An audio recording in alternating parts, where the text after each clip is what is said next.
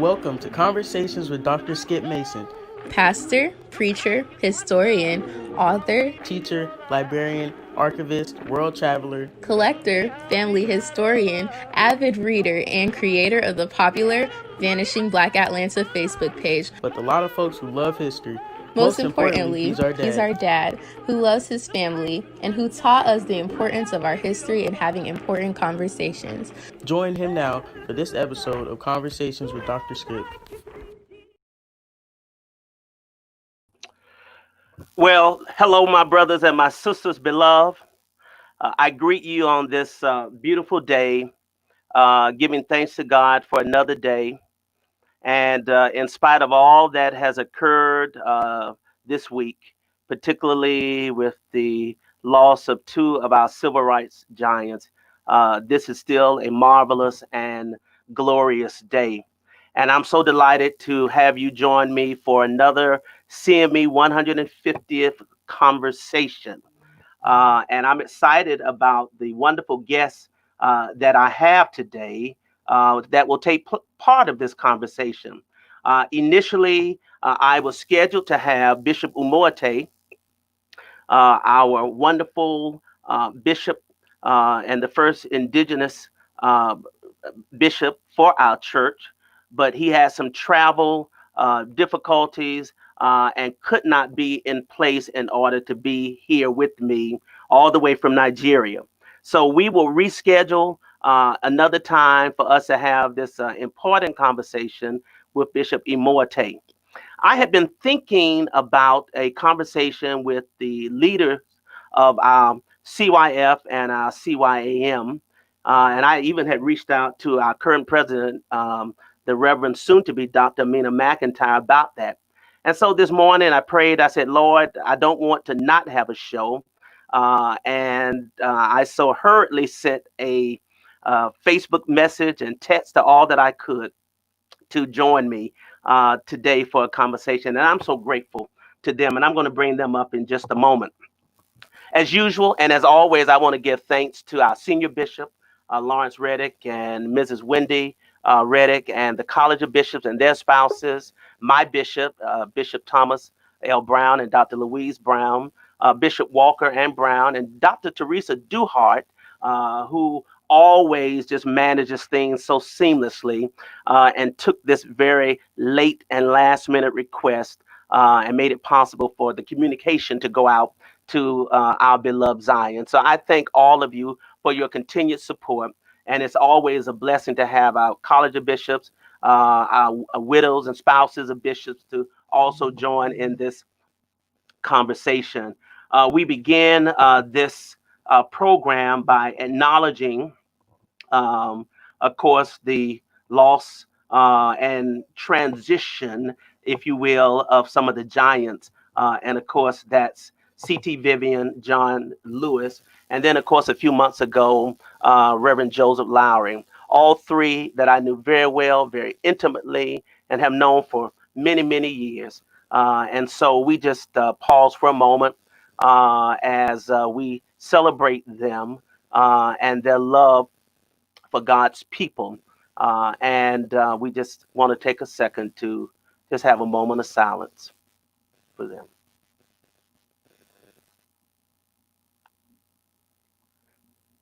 Thank you. Thank you so much. My brothers and sisters, it is just a joy today to bring to this screen some of the past leadership of our Christian Youth Fellowship, our CYF, and our Connectional Young Adult Ministry. And so I'm going to bring all of them up. And when I tell you it's a gang of them, it is a gang of them. But let me bring them up, and hopefully we can see their faces as we bring them up in. All righty. Excellent. I think I have everybody right now. We're waiting for Dr. Arinthia Mason to come. But hey, good evening, everybody. Good evening. Hi. Hey. Y'all gonna get quiet on me now after all of the pre-talk, y'all Y'all trying to act scared in front of the Facebook No, we family? just know it's your show, so No. we just trying to wait to see how you Well, I am so delighted to have you all on. Just grateful for you answering and responding to my late request to come on and talk about an organization that you all love dearly. I think you still love it dearly.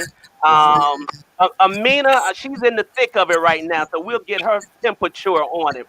But certainly one that has been a voice of our youth and young adult for many years. And while this show is not intended to be a history show, we are going to let me bring Dr. Woods up and take that one out. Welcome, Dr. Woods. Glad to have you.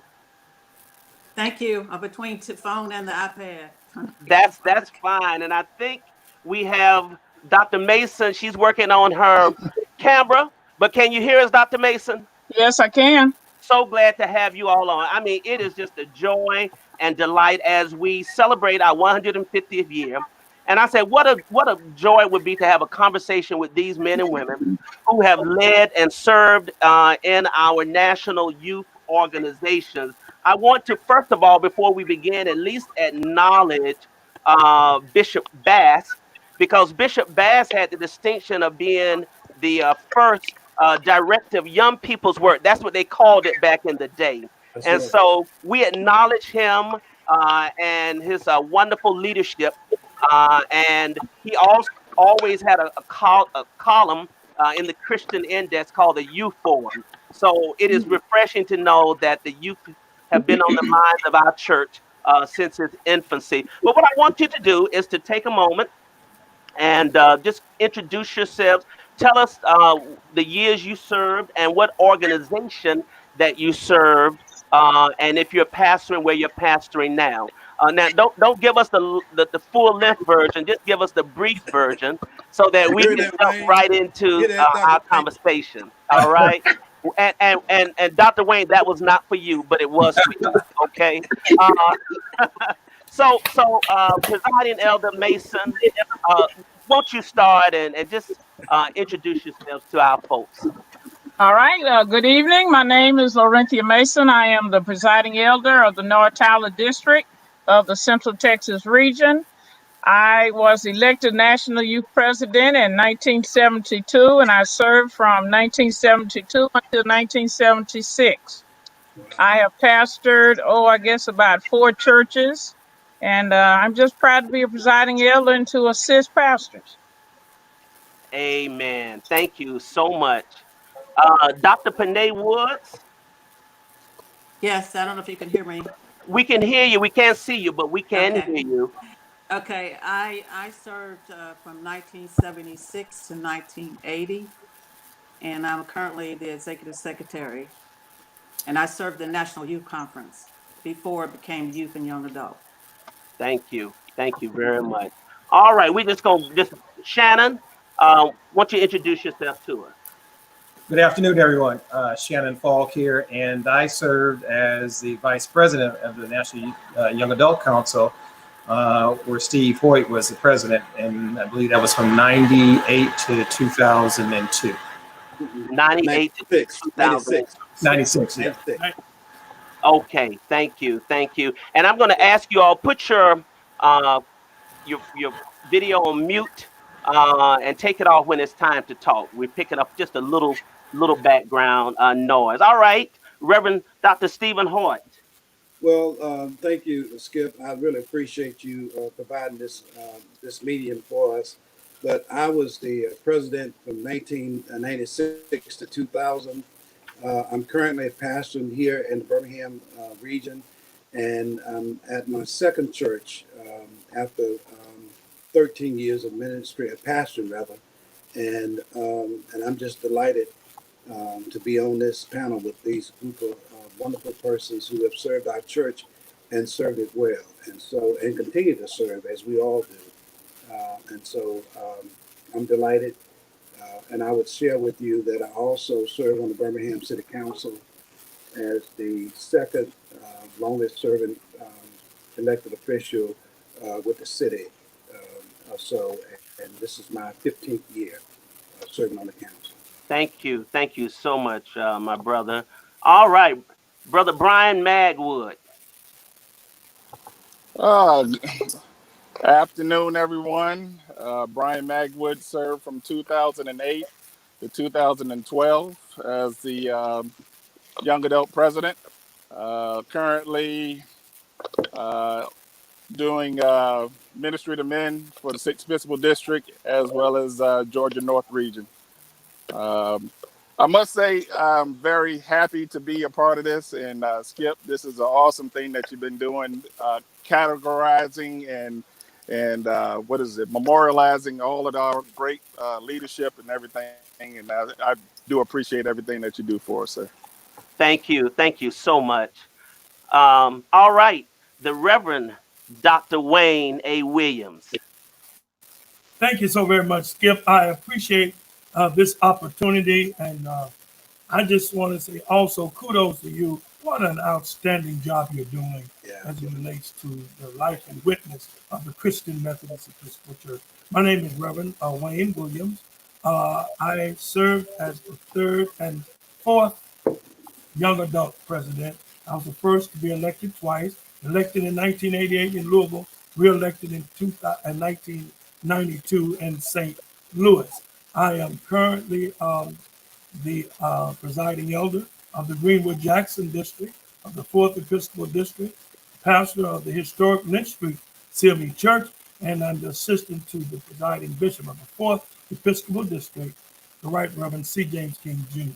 I'm just happy to be here, and as often says Skip, I'm peacock happy and elephant proud to be a part of this wonderful group of witnesses today. Thank you for this opportunity. Thank you, my brother. Uh, Reverend Sarita Collins. Okay, maybe she'll be back.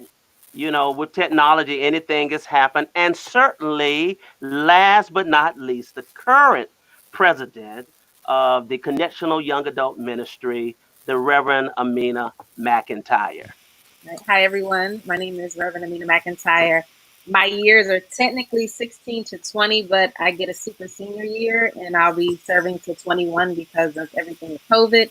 I'm a current PhD student at Vanderbilt University. I'm also a local playwright in Atlanta. And actually, one of my business partners and I just launched a play development company called the Hush Harbor Lab. So I'm doing a lot of different things. Wow, that's great. That is great. Well, there is certainly camaraderie amongst you all, and obvious because you all share so many things in terms of your leadership, in terms of your challenges, and we're just so glad to have you. And Reverend Sarita is trying to get back on, amen. But when she comes back, we'll bring her up so everybody can see it. Wayne, I want to start with you. Since right now you're the oldest one on the screen. And off the screen too. but tell us about, I had hoped that Dr. Panay and Dr. Arinthia would kind of set the groundwork for the 70s. Let me see if Dr. Panay is still. Dr. Panay? Yes. Oh, wonderful. Okay. All right. We just can't see you, but you're still here. Wayne, hold that thought for a minute. Dr. Panay, talk to us about the national organization that you inherited as president, and what was the mood like, and what was that like for you? Challenges that you had to face during that time, please. Okay, I'm losing you. Okay. Can you hear me? Can you hear me? Okay. All right. Well, I think we may have lost her, but when she comes back, we'll do. Wayne, pick up. Same. Okay.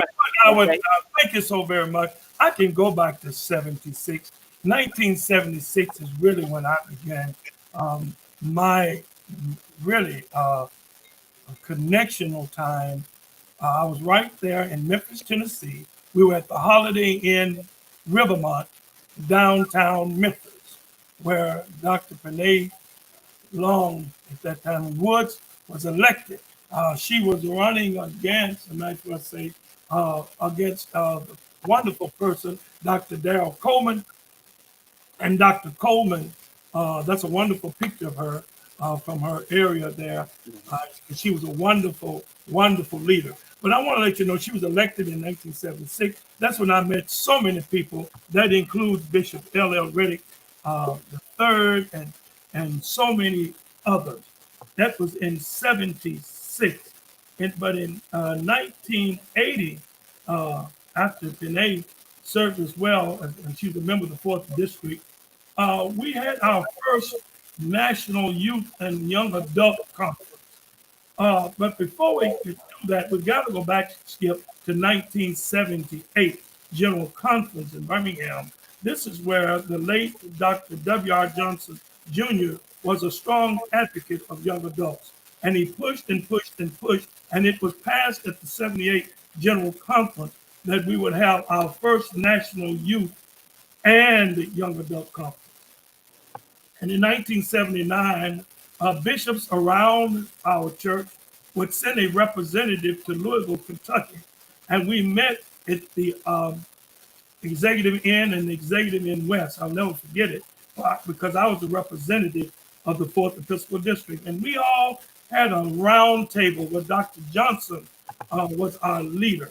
And we organized the first National Youth and the Young Adult Conference. In 1980, we elected our first president, and during that time, I was blessed to be the choir director for the first youth and young adult choir of the CME Church of Youth and Young Adults. It was there that we elected the Reverend Ike Hintrell, and we had some issues doing it, but the Lord blessed us to carry it out. It was there also that the Reverend L.L. Reddick III, now Bishop Reddick, convened the young adults during our election. And he continued to convene us until we elected a president. And then afterwards, his Reverend Ike Hintrell took over. In 1994, we then moved to New Orleans, Louisiana. And in New Orleans, Louisiana, we elected Mr. Ronald Walker.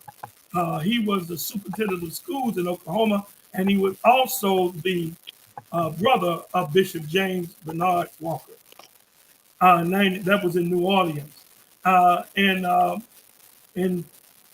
1988, I was elected on the third president back in Louisville, Kentucky, and re-elected for the first time ever in history to be elected as the young adult president twice. First time in 88 in Louisville, the second time I was reelected in St. Louis, Missouri. It was during the 88 to 92 tenure that we organized the logo that you're enjoying today. It was a fraternity brother of mine, and I want to mention him. He's now a professional graphic artist by the name of Reginald Carl Smith. We went undergrad together at the University of Southern Mississippi. And it was there that he brought the logo together, and we took it before the General Board of Education, of which the distinguished bishop of the Board of Christian Education at that time was Bishop Othel H. Lakey. And Bishop Lakey and the board approved it. They approved it. I shall never forget it. And now the logo that you're enjoying today. The only problem that we had with the board is some members said, and they were right, is that we need to make sure that as we were dealing with the Holy Spirit, that the dove comes down and the Holy Spirit descends on us. And that's what you're looking at today with the young adult logo. Also, during that time, during my tenure, in 1990, we had some very tough times, really with some people, Brother Skip, Dr. Skip Mason, that really may not have really wanted this organization to flourish. I need to say that without any apologies. I'm going to say that there are some people, and there are some folks shaking their head on this phone, know that I'm correct. And what happened is they wanted the age bracket, they wanted to cut the age from to 18 to 22. And anybody after 22 years old, of course, today, you would not be a young adult. but it's because of this group and our administration and the young adults came up to me in 1990 in Arlington, Texas. That's when we didn't have any bishops elected. They said, we need to fight for this. We need to fight to keep the age from 18 to 35. And another thing we need to fight about is to keep paragraph 201.4 that said there must be at least one young adult to the general conference from each annual conference. We had to fight like HELL. Anyway, with that, I need to say that So, because Wayne, hold up. Let me ask a question. So, what was the rationale behind them wanting to change the age? Well, uh, I can tell you the fact that most of the lay persons who serve as young adult president um, end up going into ministry. And so they thought that was a natural, I guess, springboard for future leaders. Mm-hmm. And so they wanted to control that. I'm Okay. just going to tell you, they wanted to control it. And then if they had changed the age, then that would have been an absence of continual leadership until you got back in your 50s, quite frankly. And so, and we just thought that that was not the thing to do, that we should fight. And of course, we were all on that program, that Sure. we needed to have it to maintain where it was because, and you know, and as much as you fight not to be a minister, as a young adult president, we got quite a few folk who became ministers as a result of Right. serving as young adult president, Sure. except for Magwood.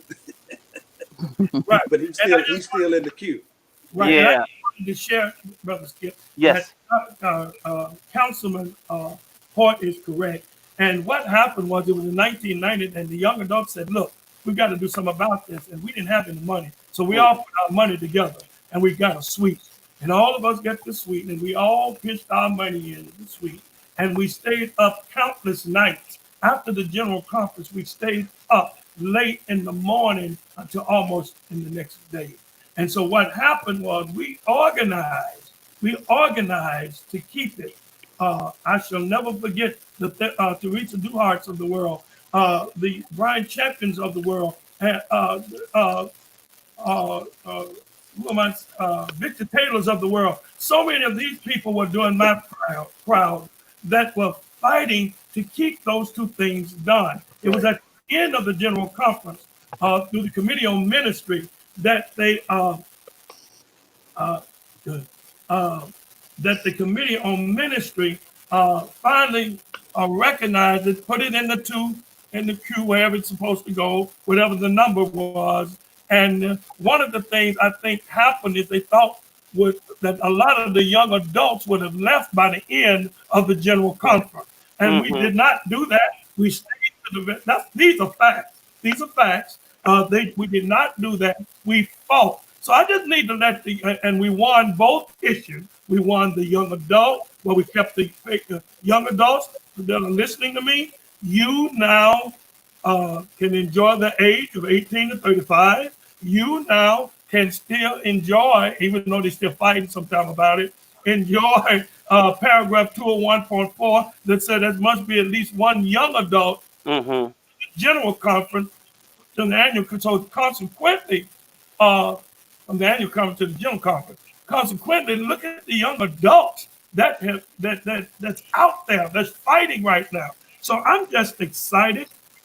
We didn't get any money. That was in Steve Hart's time coming. We didn't get a red penny in terms of budget for the Christian Methodist Episcopal Church when I was presiding, but I was everywhere else that everyone was. I Wow. traveled the entire world through Federal Express, and where everybody else was, Wayne Williams was there as well. So thank you, man. I'm just Wow, excited Wayne. about it. That's incredible, brother. Dr. Woods. Dr. Woods. All right. Let me see. Dr. Mason. I Yes. applaud you for hanging in there, sweetheart. I applaud you. Listen, while I have you, tell us about you were the first female elected. as Yes. a national president. Tell us about that time, and just give us a sense of what took place during that time, and any battles that you had to fight trying to get that. Can y'all hear me okay? We can hear you fine. Yes. Yes. Well, it was an exciting time for young people. That was my first experience with true politics. Because you had young people from all over the CME church, and it's almost like the time of bishops who are wanting to be elected to the episcopacy. You had to really politic. You had to go from hotel to hotel to seek out support from the various episcopal districts. Uh, you support us for this position, we will support you for that position. And it was an exciting time in Birmingham, Alabama. Remember, it was during the 70s now. And some of us didn't have any better sense than to walk the streets of Birmingham from hotel to hotel. We were very strong in our belief and our faith in God. And we left Texas coming to win the presidency if we had the support of other Episcopal districts, which taught you you can't win anything on your own. You have to learn to work with people. Right. Uh, Right. these were times when the bishops were more in charge of the National Youth Convention. Mhm. Uh, but they allowed you to preside over meetings. It was a great training ground at that time. Uh, So I, Birmingham was an interesting place, very historical. And then that year that I served the convention as president, we were in Memphis, all over the city of Memphis. That was a very exciting time. But the bishops encouraged you. Uh, some of us were very outspoken, and that was a little different, I think, for some of the bishops. We wanted a change. I think, Dr. Mason, you saw an article that I wrote in the yes, Christian Index stating that the young people needed an organization, that's but right. they also needed financial support from the Connectional Church. Hmm. So let me ask you, Bishop Walker, when I interviewed him, mentioned that you walked in, you did a stage in or something, you took over the stage. Yes. Now you can't get off of here without telling us about what happened. Well, I don't know if Panay was there, but we were just bold and daring and just strong Yeah. enough in our faith and belief in God. We wanted them to hear us. Yes. And sometimes the only time you have to be heard is you have to walk in and make I would like to say a peaceful scene, but there was a scene there, and they stopped and they listened to us. They Hmm. may not have been very happy in the beginning, but I think that was the initial stage of young people stepping up and stepping out. That was a bold move to take in the 1970s. So what were your issues as the president? What was your platform? What did you say to the youth and young adults that you wanted to do as their president? Well, first of all, we wanted an organization. At that time, you were under the control of the bishops, the So Episcopal leaders. okay. And what we wanted the young people to do was to step up and step out and take leadership roles and take responsibility, serve in your church, become the leaders that all of us, looking at the faces on here, all of us became as we grew in life and matured in the work of the Lord. I had the pleasure of serving under some of the senior bishops who are now deceased. And it was wonderful to walk in their presence and to talk with them and to be led by them. I believe it was the beginning of young people just stepping up and stepping out. Mm. I don't know what Panay would say because she followed me. So Yes. Can how? you hear me, Yes, Dr. Mason? we can, Dr. Woods, and this is a great Okay. segue. Won't you pick Dr. up and tell us about Okay. your time as president? Dr. Renthier is correct. It was a very movement time, and we were really supported. I know I was supported heavily by Bishop Joseph Johnson. Yes. And that was a big push for young people, not only to, I won't say have a presence, but on the local church level, there was a push to make sure young people were involved in various organizations or on the steward board in various at that time. Right. And William Johnson, I had to say Dr. William. Uh-oh. Did she Oh, we get lost kicked the off? name. I tell you, technology is quite a beast. I tell you. So, Dr. Mason, how long did you serve as president? I served as president for 4 years, For four and years. that was during the time it was a national youth convention. I got Mhm. you. And so, Dr. Woods, are you back? I'm back. It Okay, keeps good. All going right. off. So go ahead. Uh, You can finish. yeah, and one of the things that I ran against Daryl Coleman, and he was a bishop's son at that time, so there was some push against that. So after I was elected, William Johnson, Dr. Johnson, really pushed me. He sent me to Canada. I was on the World Methodist Council. That was during the time when we were trying to draft those resolutions to start the young adult division. And like Dr. Williams was saying, in 1978, that's when the resolution was read. And I remember reading it to the General Conference. Mm, So there was a lot of active things going on and push for young people to be involved. And I have to say, the youth during that time were very, very involved. Yes. They had their own movement, and they were really striving to change the church at that time. But It you was a big remember part.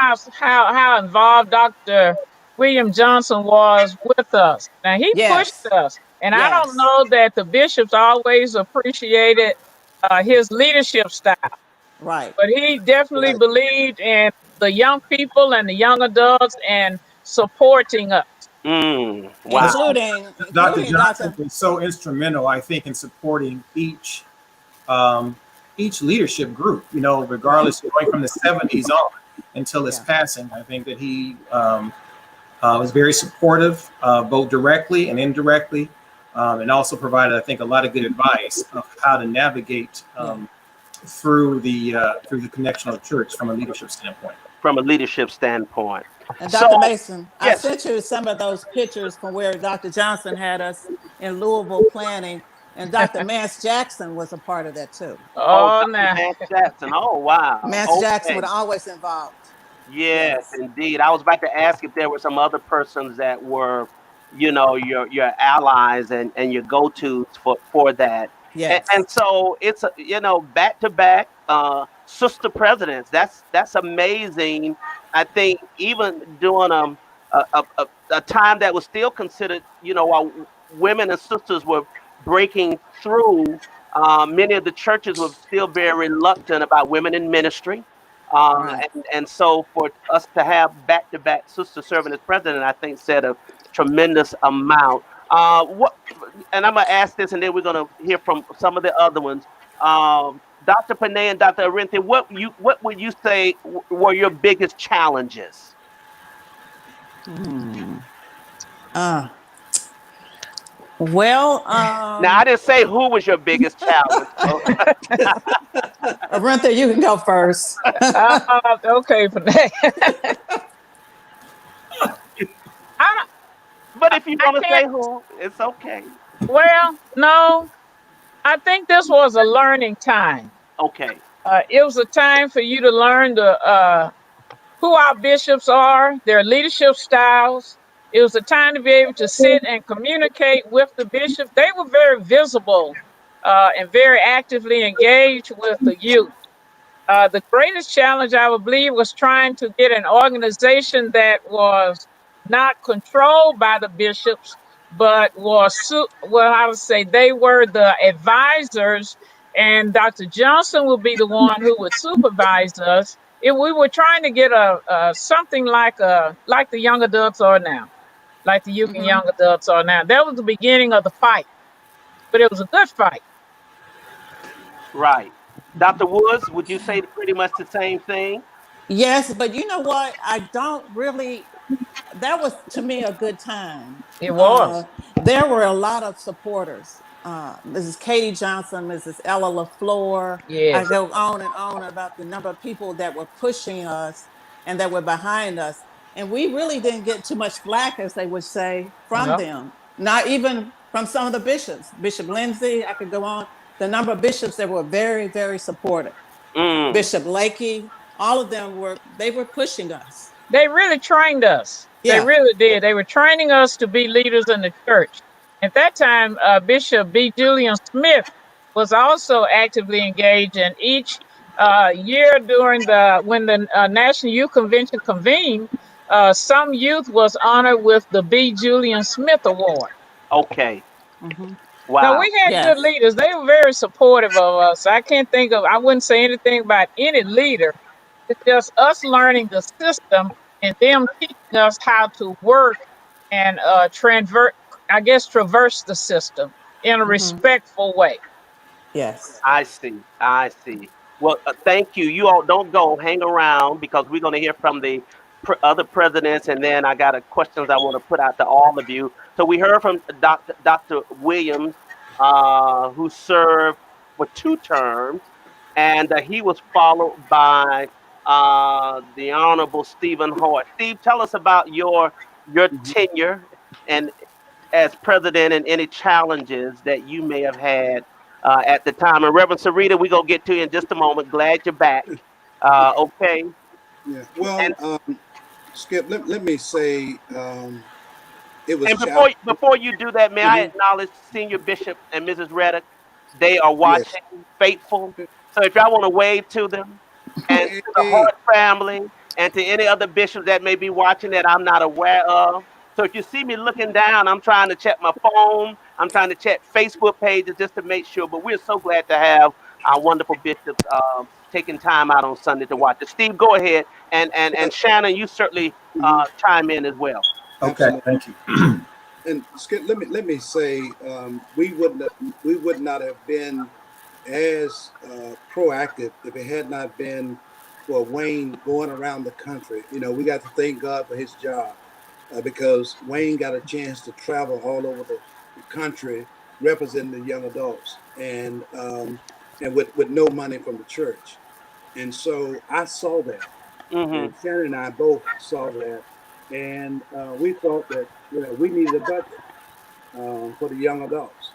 And so Chen and I both, had worked in the professional world, and I had the responsibility of multi-million-dollar budgets, and so Hmm. $10,000 was really nothing, but it was something to the young adults because the reason why we fought so hard it was not the fact that we wanted to travel everywhere, but we Okay. had young people who were part of our that were officers who were still college students. Shannon and I had finished college when we got elected, and these young folks wanted to go, wanted to participate, and so that was the nexus really for trying to raise the money so that we have a real presence at our national meeting.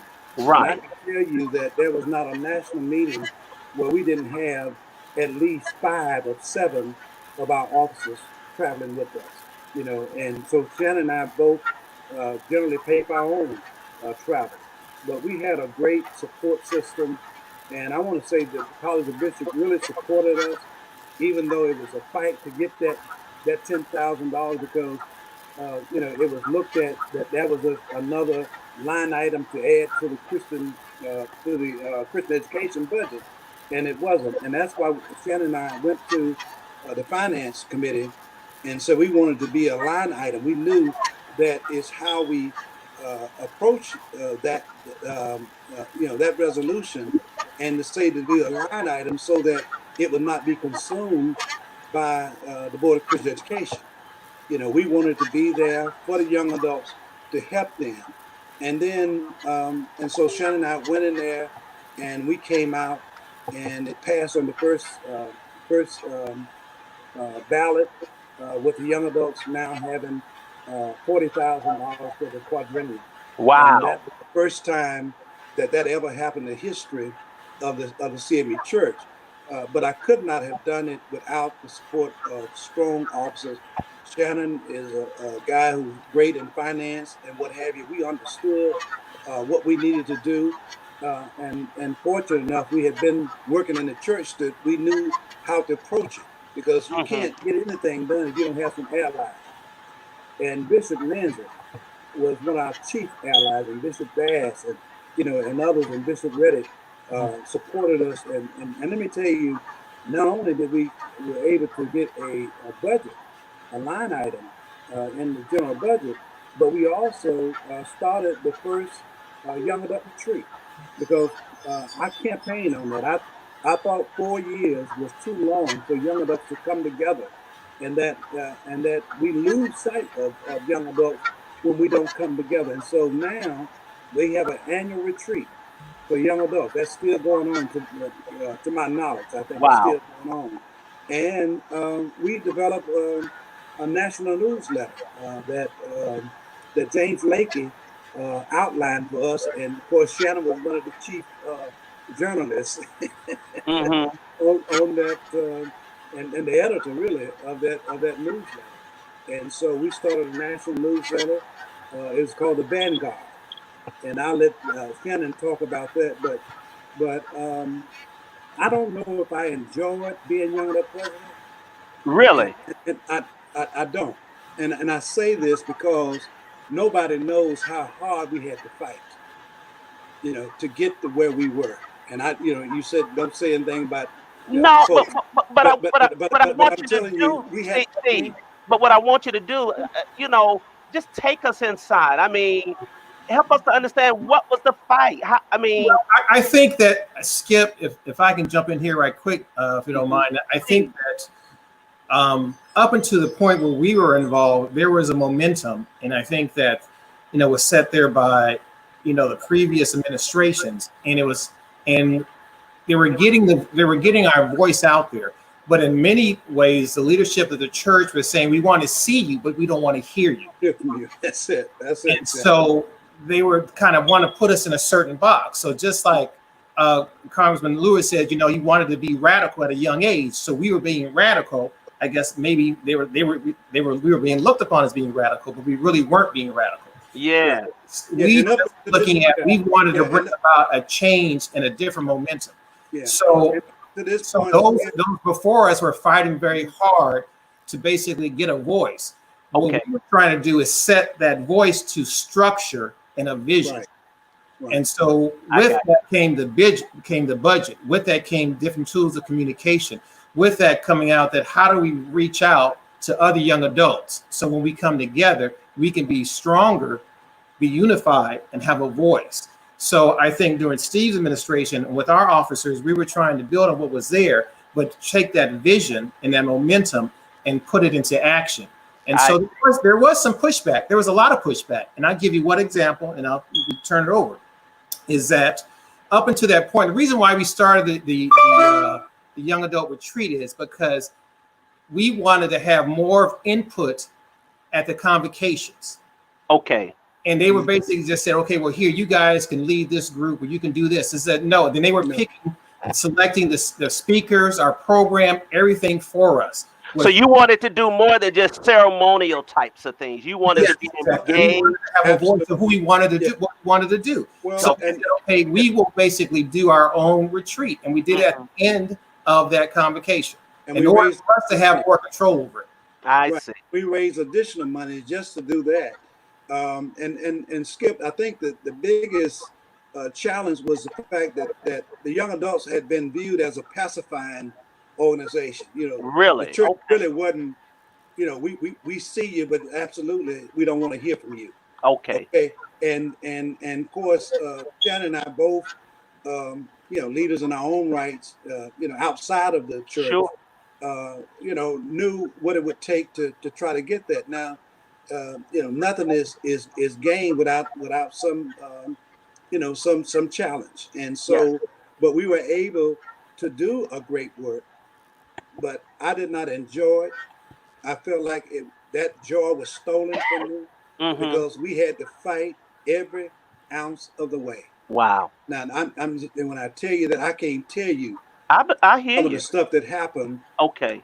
to us, and it really hampered my spirit Mm. because I was excited about being a young adult president, representing the church, and I've never led, in a vacuum. Leadership itself is when you empower others to lead. And so I never wanted to be just, Stephen Hoyt. I wanted Shannon. I wanted Ruth. I wanted Marvella. I wanted Slay and all these other folks to have their own voice as it relates to young adults. Right. And I never made it about me. And Shannon knows that, national world meetings that I did not attend, but I wanted Shannon to go because he still represented us as well. And so, leadership is to be shared. Leadership itself empowers. And so there's no need for you to keep it to yourself, but you got to spread it. And so that's what we were doing. And I think we gained some ground and some respect. And even Bishop Lakey said to me as recent as in January, he said, Hort, I really thought that you did a great job as young adult president and what have you. And that was refreshing to me. But I didn't have the fun that Sarita had and Miss McIntyre, Reverend McIntyre, and all that because it was just one thing after the other, even though we didn't play it out. Okay. I think let me just say this one thing about Steve's. That's true, and we've had those private conversations about it taking the spirit away. But I think one thing, and it's probably not, I know it's not unique to our group, and I think if you talk to all of us who've been in this leadership position, is that what kept us going is not only our belief, our strength in God and the core foundation, but it's because we were able to get along together because we had a common cause. Okay. So when we were basically battling issues, we were still having fun amongst each other. We did. Enjoying each other's company. We were still getting it down. So we may have been tired, we may have been broke, and we may have had all these other issues going on, but we knew that collectively we stood together. So if we went to a conference, we were all about business, but we also had fun at night. So if we hung out at night as young adults, we knew that we had to be there first thing in the morning to take care of business. Yeah. So it made it enjoyable for us as officers. So it wasn't that we was just serious all the time. And even though there may have been these attacks on what we were trying to do, we knew that there had to be some reality and middle ground of what we were doing. So I think not just with our administration, but I'm sure with all the others, those before us and after us, knew that you have to be realistic of who you are, what you're doing, but also get these serious about taking care of it. And Skip, let me say that one of the other issues is the fact that we want to clone leadership. Okay. Is what the late Gary Collins said. We only want to deal with sinners of our own kind.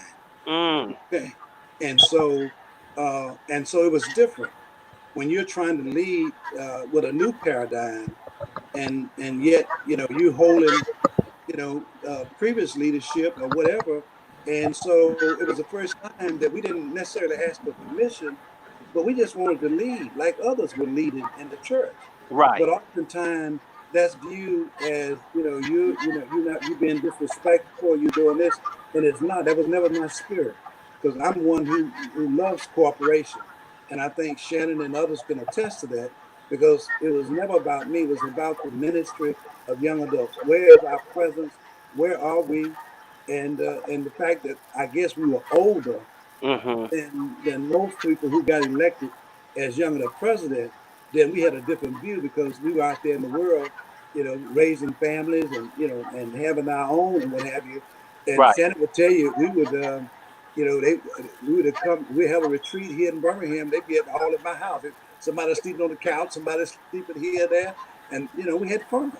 But being older though, did it disconnect you from the youth and that age group that you had once been? Did you feel connected to them enough to be able to communicate the needs and desires? And then we're going to get to Reverend Sarita, whom you said had a lot of fun when she was president. I want to hear her response. Yeah, well, no, I don't think we always kept a connection with our young people, because that's the whole purpose of us as young adults, is making sure that we mentor others, and Sarita would tell you, we included her. Okay. And these and Magwood and all of them, as we were coming along, we wanted to include because we needed leadership. We needed a continuation, in perpetuity because number one, and I'll say this with Wayne. Wayne was the first one to be president for 4 years. I mean, for 8 years. Mm-hmm. But I didn't think that we were limited enough in the church that we had to have somebody for 8 years. I just Okay. didn't feel that way. Right. And I thought that 4 years is long enough to serve, and you can do a lot. We were able to do a lot, Yeah. but it was God I, was I never, with us. yeah, I never felt that there was a disconnect because of that age, and that age difference really wasn't that large. Okay. Right. I think that at that time Steve was not a minister, but Right. yet we were working full time and Mm-hmm. in the corporate world. So I think it allowed us a freedom that you probably would not have had, and we weren't intimidated by that. I got you. You were 18, 19, 20, you're finishing up school, you're trying to figure a lot of things out. But we've already been out there for a few years. And so we had our own resources, and we also knew how to basically maneuver a little bit. So we weren't intimidated by, I think, quote unquote, leadership of the church at that time if we were to say something that maybe was not in line with what they wanted us to hear from us. So we were able to, I think, move in a way that probably would have constrained others who were either ministers at that time or younger. Right. Wow. Okay, we're going to get to Reverend Sarita, but let me say hello to Bishop Sylvester Williams. Let me say hello to Bishop and Mrs. Paul A.G. Stewart. Let me say hello to Bishop Marvin Thomas, Bishop Thomas, and Dr. Louise Baker Brown, Bishop Lakey. I know who's typically watching somewhere, and Bishop and Mrs. Gilmore, and Lady Clarice Flake Cunningham, and Mama Osterhart and the family. Whew, okay, I got Hey, Skip, and let me say this here. And Sarita, you up next. When we had our first retreat, every one of the bishops gave us $1,000. That was our seed money. Wow. And we made it work. And then we began to raise money as a result of that. And so all the bishops were there and supported us. Okay. After we started the retreat and what have you. And so we want to thank them because like Shannon said, it wasn't all bad. Yeah. We still had good time now. Still had good times. Like young folks do. Yeah. Okay. But it was work. And we Wow. knew that, sometimes you got to make the sacrifice for others to come along and enjoy the fruits of your labor. Absolutely. And I think that's really where we are. Reverend CC. What's up? Tell us about your tenure as president of the Connectional Young Adult Ministry. Well, I think we have to go back to when I first started. So in 1988, when Wayne was elected young adult president, I was elected on the youth side when they had the first youth vice president's council. I was elected then from the 7th and then became the president of the youth in 1988. And so I did my 4 years there. Kind of discouraged a little bit because I wanted to do more ministry, but it wasn't set up the way it is now. And so I kind of left the church for a moment, came back to the church, but I came back this time stronger and ready to fight whatever I needed to fight. The good thing for me is that everyone had been fighting prior to me. So I stand on the shoulders and the work of Steve and Shannon and Wayne and Pinay and Dr. Mason. I did not have to fight because they had already fought by 2000 when I was elected. And so that's when Steve means that, I had fun with it. I didn't have that. I had already, by the time I came in 2000, to be the young adult president, I had a lot of shoulders to stand on and the support. So I watched Wayne in 1988 as the young adult president. I was on the youth side, so I watched him. So let me, Reverend, I'm sorry to interrupt you, but I need some clarity. So during that time, we had a national youth president as well. Right. So, right. So in 1984, Reverend Alfred Harrison was the last youth president.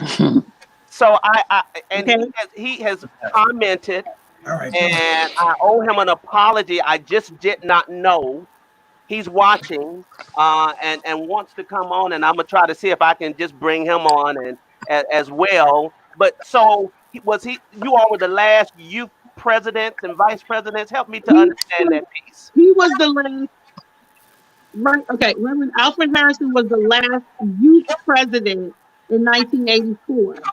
He was from the 7th Episcopal District. That Okay, was in New Orleans.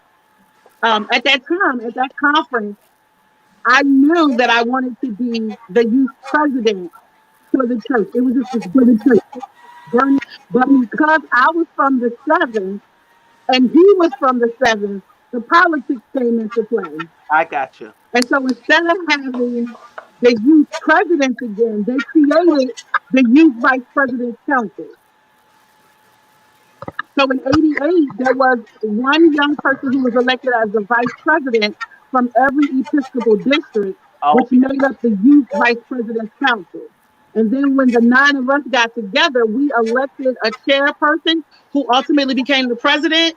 And I was elected to that. So I wound up being in the same position that I would have been in if I would have just ran anyway. So Reverend Al So I have, represented the out of the seven. whole group, I'm the only person who served from the youth. Okay, all right. He was when there was just one president. Fitz. In 84. Then they changed it after that in 88. I got you. Okay, okay. I'm trying to piece this together. It makes sense. It makes So sense. out of Yeah. this group of people, I'm the only person who has served on the youth and the young adult I side. see. Okay, okay, good. Wow. And so, by that time, as you have alluded to, you have stood on the shoulders of these others, and they have really helped to make you have a smooth transition. And so then Yes. what became your challenge, if you had one? What was your issues that you felt you had to represent the young adults, youth and young adults? I really was really about just bringing everybody closer together and moving Okay. forward. So Steve and his administration they did the first retreat. And after that, I wanted to continue to do that. However, I did not have the funds to create that venture. So what happened was I spoke to, at the time, Bishop Cunningham. He was the general secretary. And I asked him, could we do the retreat?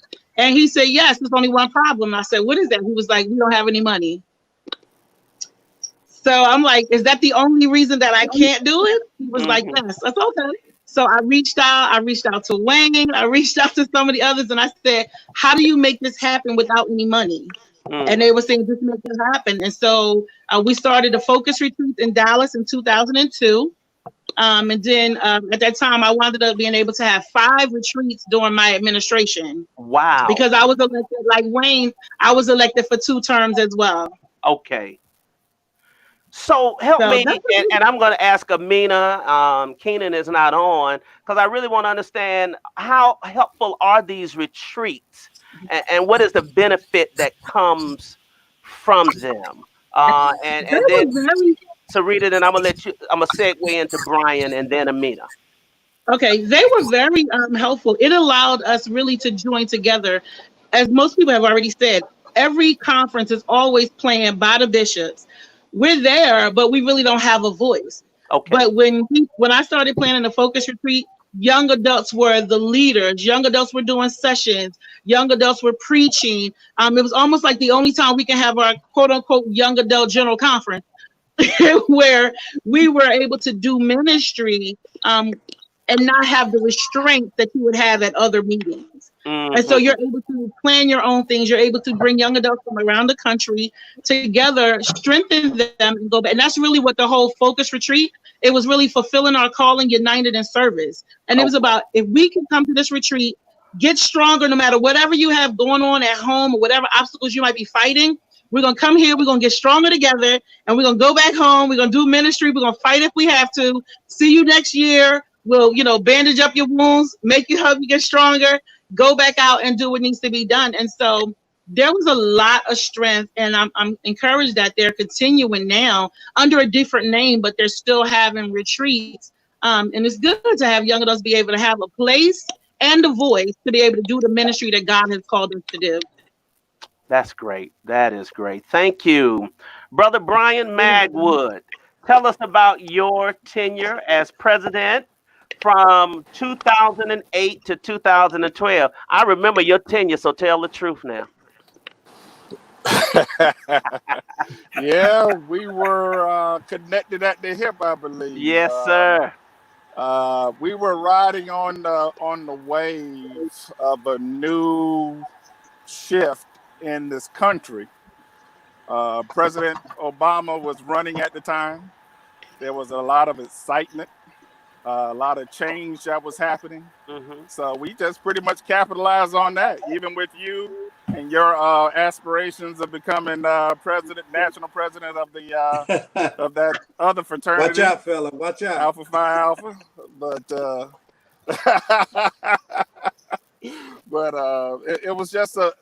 it was just a real surreal time.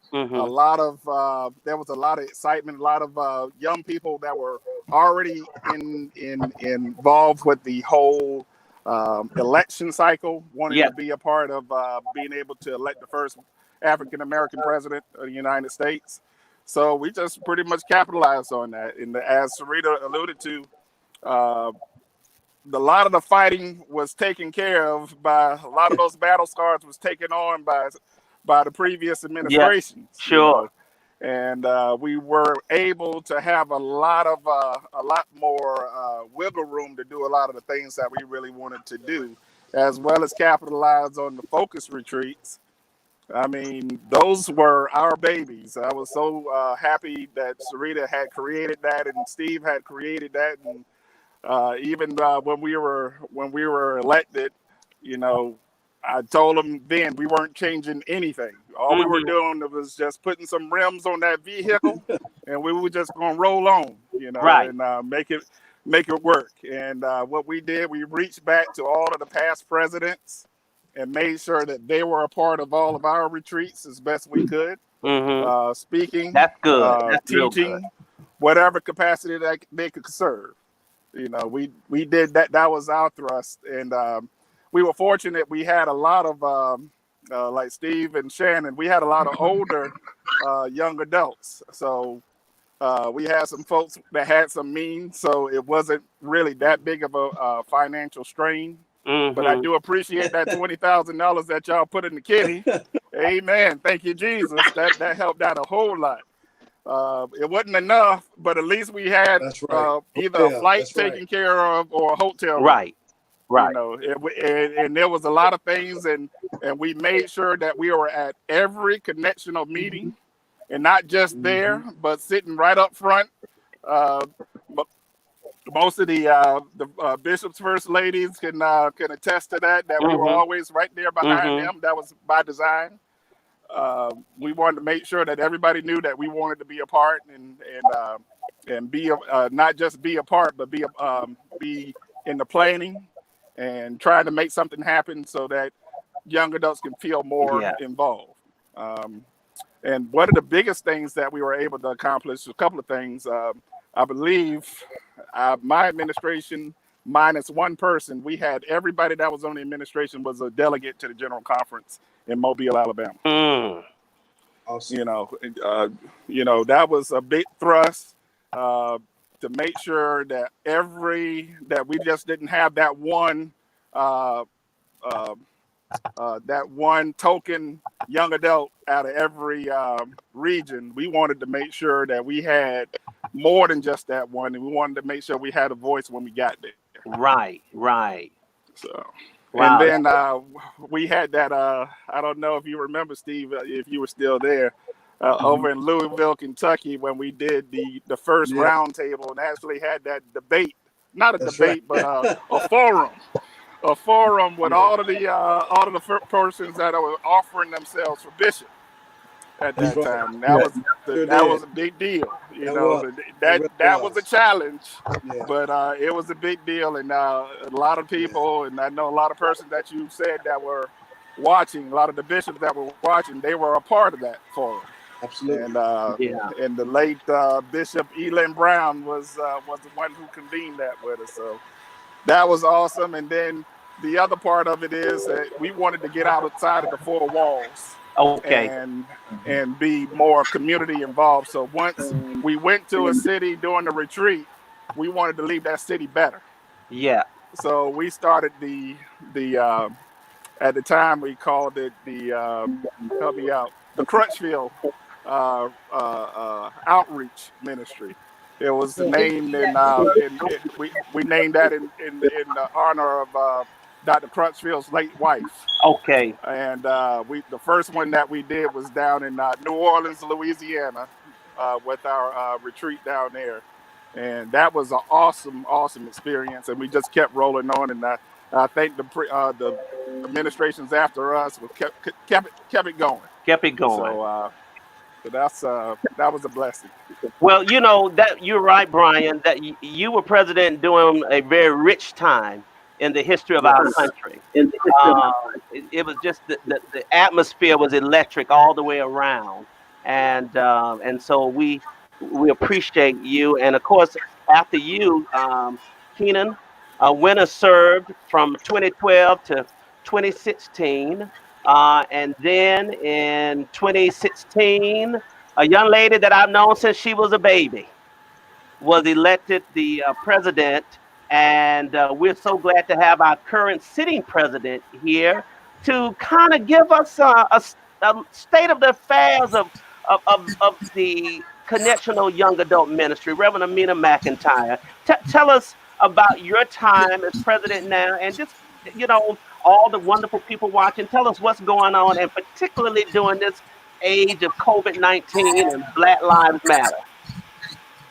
Sure. So I want to start. I think I can talk the same way that Sarit and some of the others can say that even though I became president in 2016, I was active on the Young Adult Council for 2 terms before. So I did some work, even though I wasn't on the council, I did some work with Brian Magwood, and he and I had conversations the entire 4 years. And I was involved with CYYC 12, being there and being part of some of the planning. I did some of the social media work, but is also there to kind of learn. And so, of course, after that came Keenan's administration. Mm-hmm. And what happened, I want to start from the retreat and then kind of go into where our administration is. But what happened with Keenan's administration is that the Focus Retreat got merged into the Unity Summit. Okay. And there's a lot of mixed reviews about how that went. And I will tell you, I, for one, think that it really hurt the retreats. Okay. Because the Unity Summit was in September. The original retreat was normally around like Memorial Day weekend, and people would have have like a natural weekend off, and with an extra day, and we would choose a city where we go to.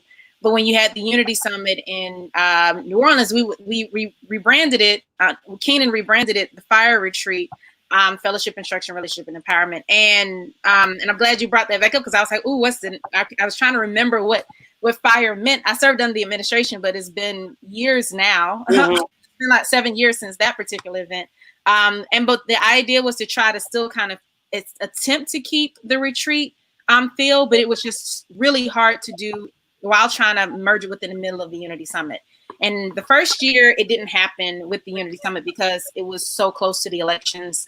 And when they redid that, it was kind of hard to, they had already kind of merged how the Unity Summit would go, and then tried to push the Young Adult Retreat in with it by the next year. And so we were really just trying to figure out how to put it in there. And so by the end of Keenan's term, they came up with Convergence, and Convergence was an idea and a possibility of trying to have a conference so that everyone didn't have to all try to go to one location, but also an element of technology. And so there was 4 different sites, and it was an attempt to try to get the retreat back, but Convergence just didn't have the momentum and the same feel because of those conferences, and because of being at Unity Summit, we had already lost so many people as a result of it because of the time frame. And so by the time my administration came around, we knew we wanted to bring the retreat back in the way that it was. And I had a lot of conversations with bishops who were like, look, you can't pull it out the Unity Summit. And I told them, well, there's no young adults who are going to be able to come in September. The majority of young adults in our denomination either have children or are in school or are parents. When I've said parents, I mean children or parents or whatever. And also but the majority of our young adults are teachers. on the collegiate or K through 12 level. So that's the majority of the persons. And so getting off in September was just really hard. And so we tried to reimagine what it would look like. And so the first thing we did was to try to go back and see past administrations what worked, past administrations what did not necessarily work and what was missing. And I also inherited on the board a lot of persons who didn't have the kind of lineage that I had of having worked previous administrations. So the majority of our administration, this is their first time serving in any connectional capacity. And so if you know a lot of people coming from the regional level and then going into the connectional level, the game is just different. And if you haven't served the first time around, then there's a lot of sticker shock to what happens because of how things operate or how they don't operate. And so my board in a lot of ways was very green to it, but they were still like, we're going to be up to the challenge. And so thankfully the board has a way that you can appoint a couple members to assist. And so I appointed a couple people who had that connectional experience to kind of also assist in trying to help the board to maintain that. And so I think that a couple of things that we started working on immediately, of course, was the voting campaign. We started trying to make sure it was 2016, and we know how 2016 turned out, but we immediately started working on trying to get people to be working with voting. And also, too, we also understood that because of how the young adults were functioning, especially with the retreat kind of being decentered the way it had been, we also wanted to try to make sure that we could start bringing the young adults back in and understanding where the local and what people were doing on their local and regional churches. And so we started trying to do a thing. So instead of, I'm not going to say that necessarily that we didn't fight. I'm not going to say that that's the case, because one of the things we started doing, our fighting just looked different. And so instead of it being going onto the general conference floor, our fighting is, let's see how many young adult delegates can we get. And so this started in Kenny's administration. I think they had about between, I want to say they had about 45 delegates who were young adults. When we had 2018 general conference, we had almost 80. And part of that was because Bishop Kenneth Carter in the 6th district said 1/3 of his 1/3 of the delegates from the 6th district were going to be young adults. And so he made a specific push during that time to say, hey, look, this is what's going to happen. And he kept his word. He even was like, look, we have to go back to this ballot.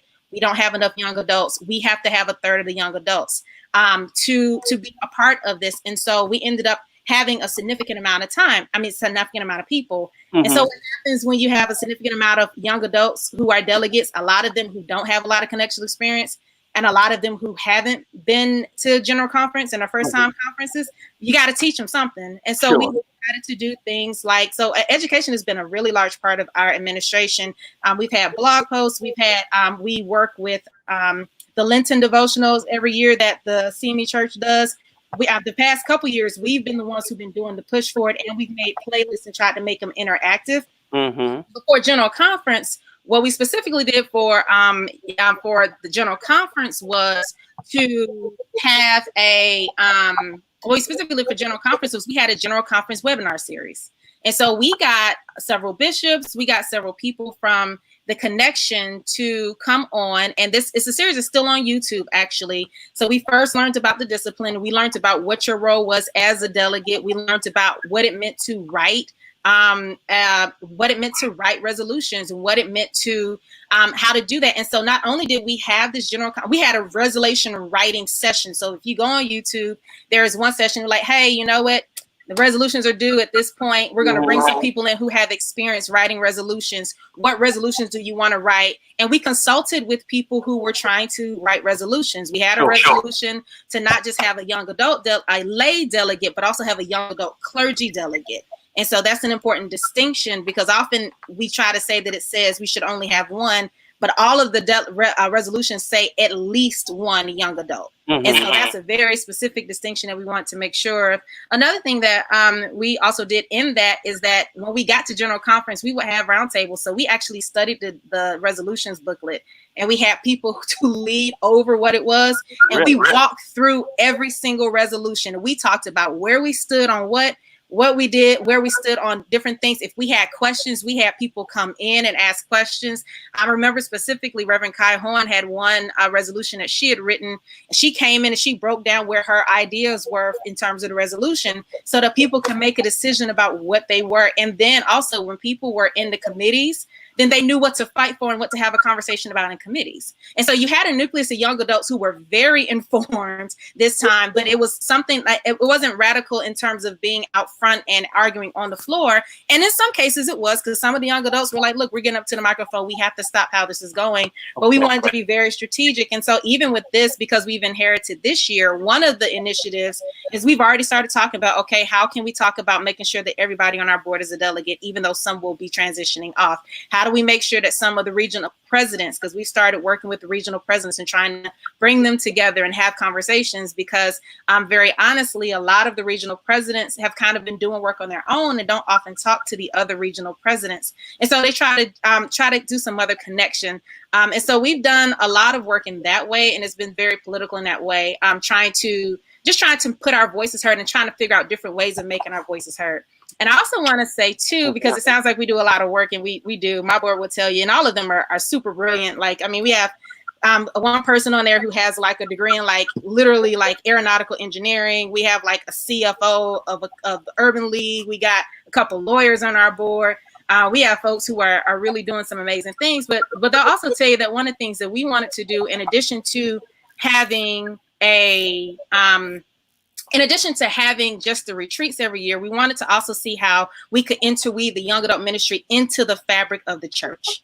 And so what we did was and she actually just made a comment, but Paige Perry had an idea about how to make a committee system within the young adult ministry. And so we have a committee that works with creative worship. We have a committee that does social justice. We have a committee that does just social. So one person's committee is literally just to figure out how we can have some kind of fun and can do some things to kind of bring people together.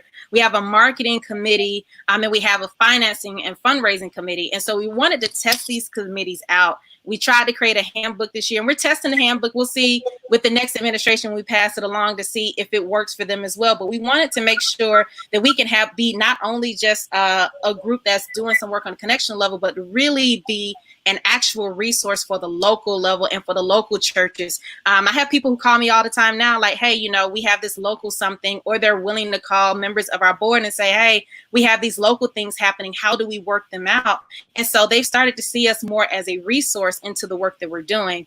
And so we did a lot of work. And so one of the things that we always wanted to do was to connect more with the college students. And because I'm an older young adult, as a matter of fact, I'm actually not a young adult anymore. And that's something that typically does happen, especially if you get elder presidents, because I'm past 35 and have been for a couple years now. And so and a lot of my board, we have a myriad, we have a good range. So we have a couple people who started out like right at like 21, and a couple people who were like right in their 30s. And so one of the things that we've been talking about specifically was how to reach the college students and those persons between 18 and 25 who either didn't go to college as well, but also young adults, because that is especially the Rainiers talk about how that is the age range where you lose people. And so that's kind of the conversation we're starting to have now. So in the midst of COVID, and I'm glad you asked about COVID and the protest, this places us in a very interesting time, because we are the first board that has served 5 years instead of 4.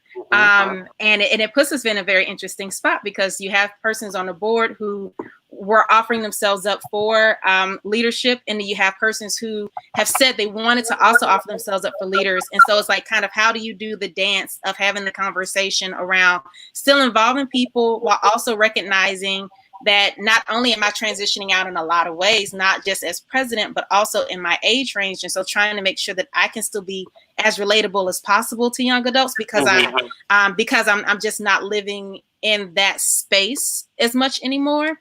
But what we have done in terms of what our major foci are for the next year are, one, to, of course, plan CYY AC 21 and try to get that done, and to try to make it feel like the retreat. And I'll go back to that in just a second, what I mean by that. Okay.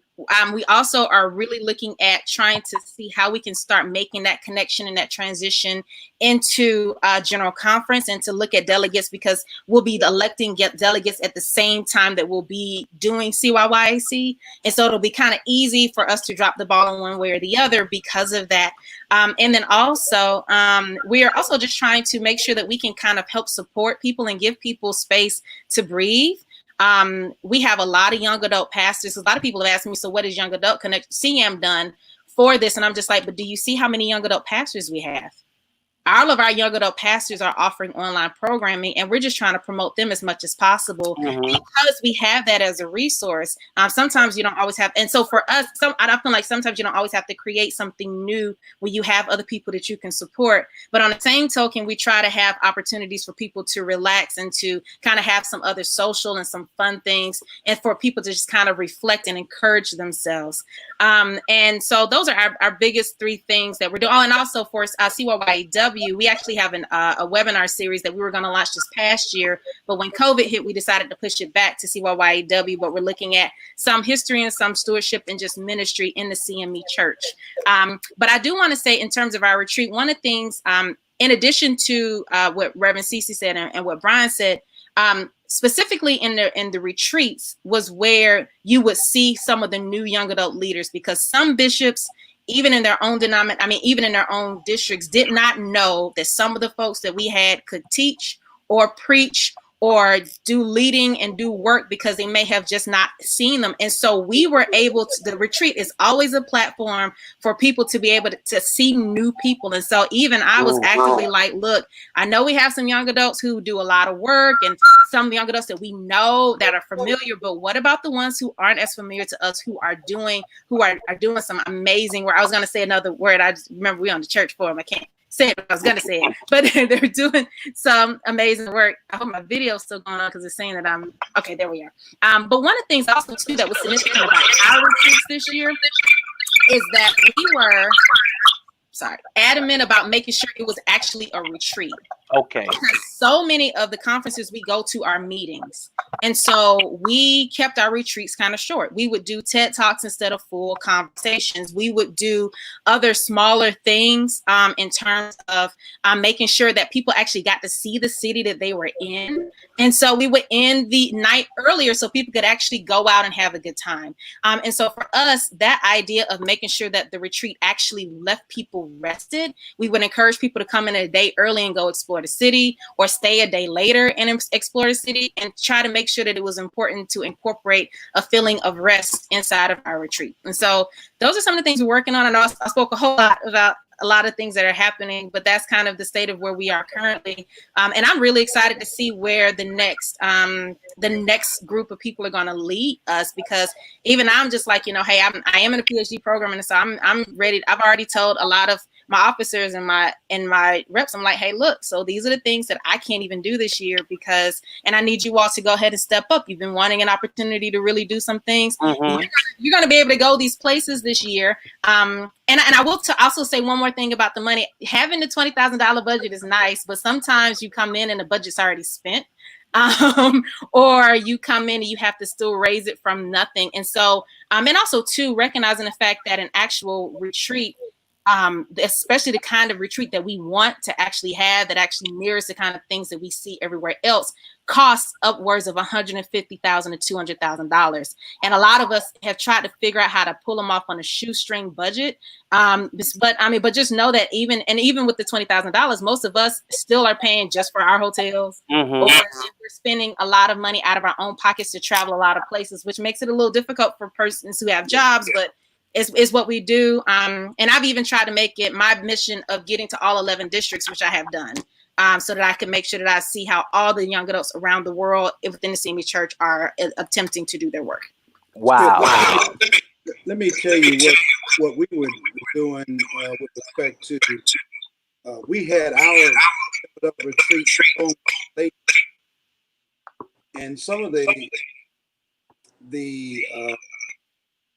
equipment was already been rented by the Lake Council. And so we had midnight worship service, and it was an opportunity for other young adults to get a chance to listen. I would think about Elder. He came on the scene on a national level because we brought him there. I mean, Claude, we made provision for all these young preachers to have an opportunity to preach and to teach. And so I think when you have a retreat along with a national meeting, it really minimizes your expenses, quite frankly, because you can use equipment that's already been paid for by the church, the God. Right, but I have to say that too. But remember, the lay council meetings and those connectional board meetings were in May. And so it makes a difference that those meetings were in May and that they're now in August and September. And so we did try to, even our first year, and even with the Unity Summit, we still have a young adult. It's like the young adult sampler that the young adults will come to, but we were like, we'll do it for the people who are here. But if you can't get off in August or September to come to the Unity Summit, and September was hard enough, but August is very difficult for people. Like I said, you got parents, you got sometimes for some people, even who are younger, who are even in the board, they're teaching and they can't like get off a whole week because their semesters just started. So I think it's just, our intent was to do that, but but the timing just makes it very difficult. Well, Amina, go ahead, Reverend Sarita. I think a lot of times we want young adults to be at the table, but we don't make room and take those things into consideration. So, like Amina just said, for you to plan, I understand saving money, but for you to plan something when you know the majority of people that you're trying to reach are not able to be there, I have to ask the question, do you really want me at the table?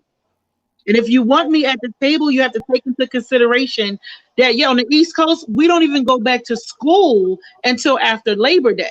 And so if you work in a school system, you can't take off in the first 30 days of a new school year.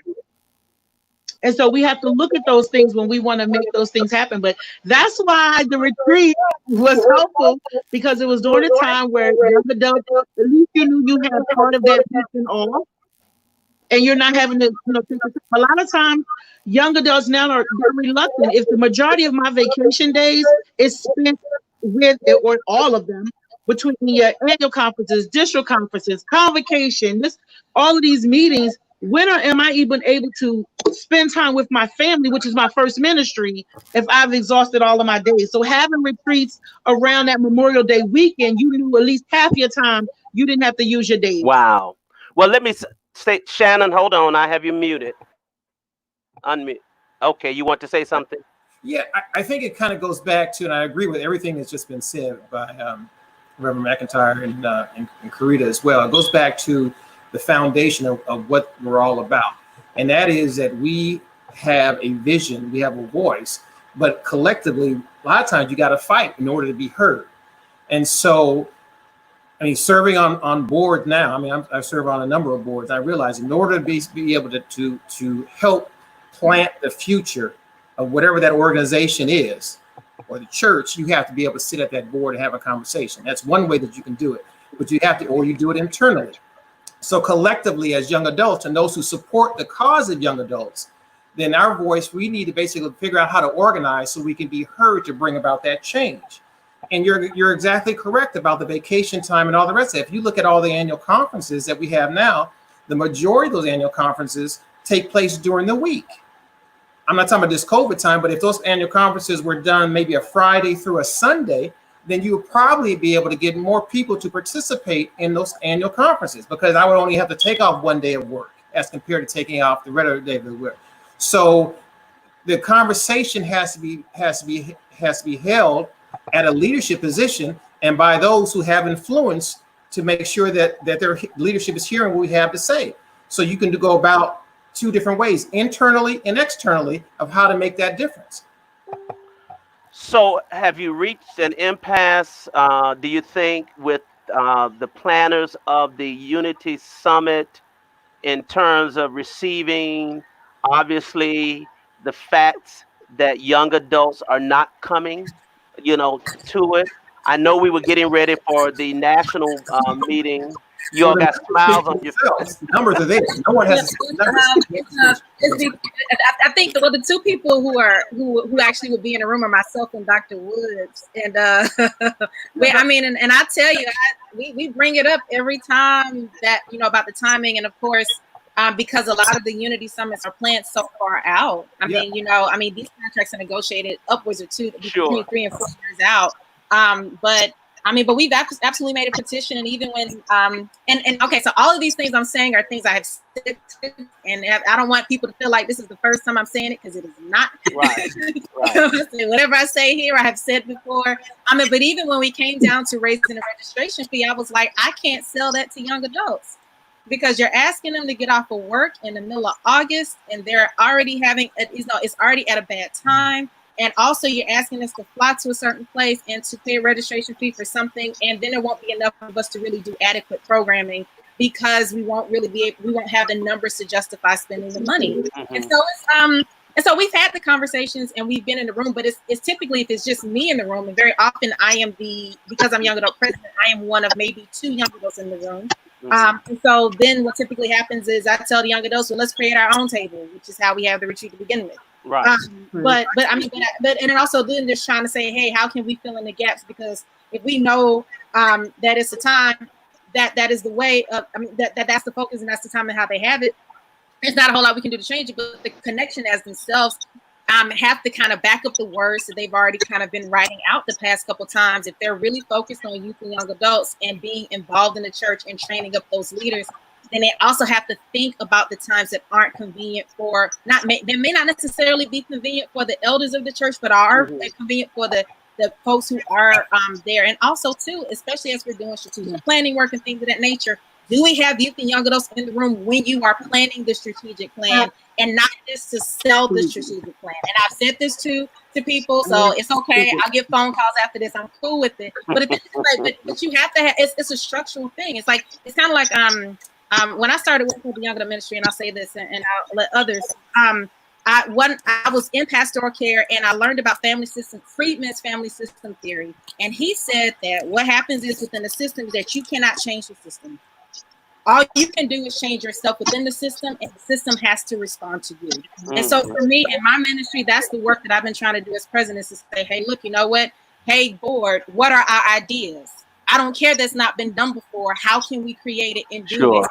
And then we'll see other people starting to do some of the same things that we've done, because we're changing ourselves so that we can keep up with it, and saying that we're trying to be ahead of the system, because we can't change what's there. So we're going to try to change how we are, and the system has to respond to us. That's good. So as I look at all of you, starting with our beloved presiding elder, Dr. Orinthia Mason, cousin Mason, as we call each other, we've come a long way. We've come a long way. These organizations have come a long way. So I got 2 things I want to put out to you.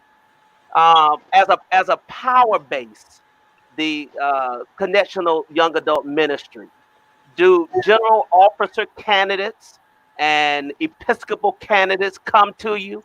Do they say we want your support? I mean, I'm pretty sure they do, but they recognize the value and the power, both perceived and actual, that you all have. Is that the case? Absolutely. I was at the last general conference. Wayne too. I'm sorry, Wayne. Okay, you unmuted.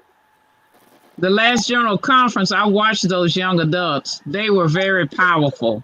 They were together. They were unified. And yes, their presence made a difference. I can say that. That's great. So you were scheduled to have, of course, a national summit. The general conference is coming up in 2022 in Cincinnati, hosted by Bishop Marvin Frank Thomas. What will the Connectional Young Adult Ministry be taking to the general conference? Can you give us a sneak preview? What are some things you're taking to that conference? To be fair, my administration will be done. So I'm not sure what the next administration will do. What I will say is, I understand. Yeah. Yeah, but what I will say is that by the time the next administration comes in, we're hoping to deliver at least 100 young adult delegates. Yes, Bishop, hear me now. Going to make a 30-year delegates, young adults on all sides, if you have them. That is my challenge to you today. And teach us how to do the work of the church that you're saying that you want us to do. So my goal is to try to deliver at least a solid group of young adults, and also to deliver to them not only the general conference webinars we've done before, but also to have a base of general conference infographics for how to become a delegate, kind of like how a bill becomes law, have those kind of infographics about what to do next now that you've become a delegate, what to expect, and kind of have a manual for people to be trained to do that work. There are some resolutions that I've heard about, but I'm gonna kind of wait. I think some things. I think we're gonna have and I think some other people can speak to this. I think we're gonna have kind of the return of some. I think some of the things about budget are gonna come back up. Things about ministers having certain educational levels and being paid a certain amount is gonna come back up. I know for a fact the young adult constitution is going to come back up because we have to. One of the reasons why we're kind of in a place where we can't do special elections is because the constitution, which is in the discipline, has to be voted on at CYYAC and then pass at general conference. And so literally, if something happens and you're like, this doesn't work for our board, you have to wait 6 years, which means that everybody who's working on the board at the time are not able to actually change things. And so we're trying to put provisions in the constitution so that we have a lot more flexibility. And so that's our sneak peek. There's some other stuff that I'm not going to get into because come through and do their own work. So Dr. Wayne, the next president, the people who offer themselves as candidates should have what to be able to pick up the mantle from Reverend Amina that has been passed from all of you all. That next president should be able to have what and do what, in your opinion? Are you talking about the next president of the young adult? Of the young adult, yes, the Connectional Young Adult Ministry. The next president of the young adult, in my opinion, should just do it as Brother Magwood said. Just go ahead with the continuum of what is already set in place, because as a person that was president in 88, we elected in 92, we didn't have it going on quite like that. They have it going on like a neck bone now.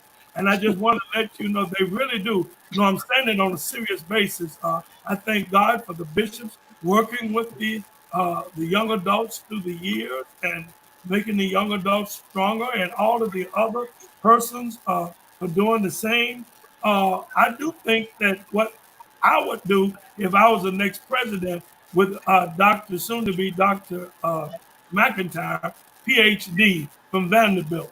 I'm saying that seriously. They have things in order, and there's no sense in trying to change now. First of all, you're brand new. You really don't know what to do. You don't know. You have not been in the driver's seat. So you should just follow the continuum of what this wonderful administration has already intact. That's what I would do, particularly if I was the next person elected.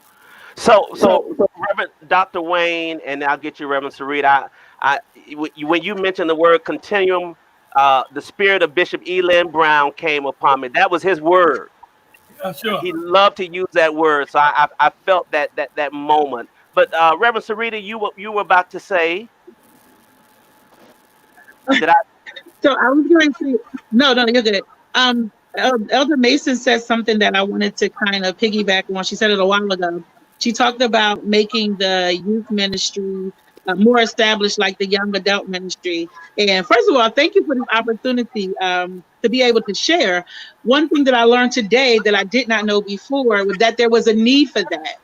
And so since I transitioned from young adult ministry, I'm now the Connectional Youth Director. And so one of the things that I noticed when I looked in the discipline is that youth ministry was not in the discipline at all. And so in the 2018 General Conference, I put forth a section 1138, Connectional Youth Ministry. And so to Elder Mason, 46 years later than when you started, when you actually fought for that, I was being born in 72. But we now have a section in the discipline for Connectional Youth Ministry. And I didn't know that. So thank you for even putting that out there. And now what I want to do is just but I didn't know that. And so now that I'm hearing it, but it seems like before that our we used to call it CYF, right? And so that was just something where you elect young people into office, but you really don't want to hear from them. You just want to elect them into office. Mm-hmm. And as the director, because I have been a young person in leadership, then the young adult, and then back to leading the same people that I was actually one of, my thing now is to strengthen the youth ministry in our church. They shouldn't have to wait till they become young adults before we start teaching them how to be effective leaders. I think at young adult age is too late.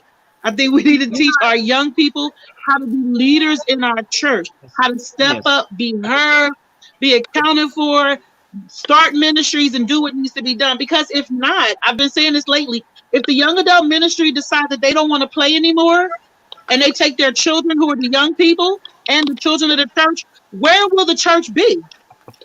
Wow. Well, I think you make an excellent point, and I'm just looking at Dr. Mason, Skip, who are individuals who are on this call this afternoon, and I'm very proud of all of them. And we're going through multiple generations and years, spanning 46 years, and everybody is still involved in their church, number one, and have taken on a leadership role. And I think that if you were to really dig into the background of all of us, you would see that what Karita is talking about started at a very young age. Mm-hmm. So it just did not happen when someone turned 18 and all of a sudden they say, I want to assume a leadership role, or I know how to take on a leadership role. Most of us learn that, through having mentors, our parents, guardians, those CYF leaders at the church, Sunday school, those who mentor us, those Sunday morning even speeches, the Easter speeches that we had that helped groom us and to do certain things. Yeah. I mean, I look at me personally, and I look at, my childhood pastors, like Bishop Bass, who made me a junior steward when I was 15 years old at my church. Yeah. And, so they me and a few others, so they had confidence in us, but also knew that they wanted to prepare us to taking on a more leadership role as we got older and progressed into becoming adults. Yeah. So that's what we need to do. We need to look at, I agree with that, starting at a young age.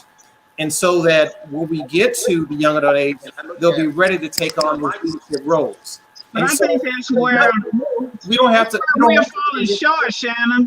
That's where we're falling short now. Our generation was raised to love the God we serve and to love the church.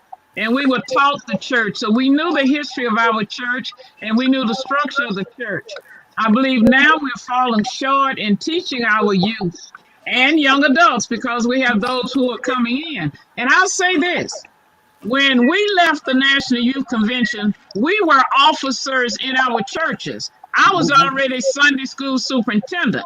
So I would say that CYF, Sunday school, trained us. So if it's not happening, then you have to look at the pastors of the churches, yes, we who are presiding elders, to make sure that those things are taking place because that is the training ground. So for us, there was no delayed membership. And I will say this to each one of you. I left the National Youth Convention on fire for the Lord. I actually received my calling there. I just didn't proclaim it till 20 years later.